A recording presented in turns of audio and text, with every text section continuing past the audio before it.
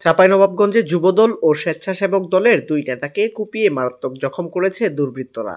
শনিবার 14 সেপ্টেম্বর রাত 8:45টার দিকে জেলার শিবগঞ্জ উপজেলার কালুপুর পাগলা সেতু সংলগ্ন এলাকায় এ হামলার ঘটনা ঘটে। আহতরা হলেন শিবগঞ্জ পৌর এলাকার চকদৌলতপুর মহল্লার নজরুল ইসলামের ছেলে 3 নম্বর ওয়ার্ড যুবদলের সভাপতি দীপু এবং একই এলাকার হাউজ আলীর ছেলে 3 নম্বর ওয়ার্ড স্বেচ্ছাসেবক দলের সহসভাপতি সুবেল।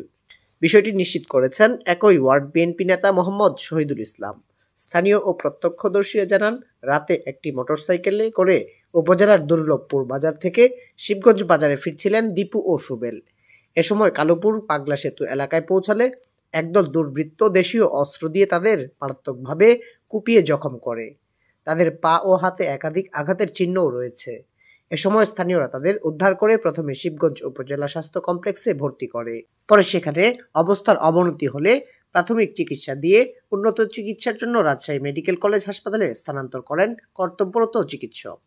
শিবগঞ্জ উপজেলা স্বাস্থ্য কমপ্লেক্সের জরুরি বিভাগের দায়িত্বরত চিকিৎসক রবিউল ইসলাম বলেন, স্থানীয়রা 2 জন আহত ব্যক্তিকে চিকিৎসার জন্য স্বাস্থ্য কমপ্লেক্সে ভর্তি করে।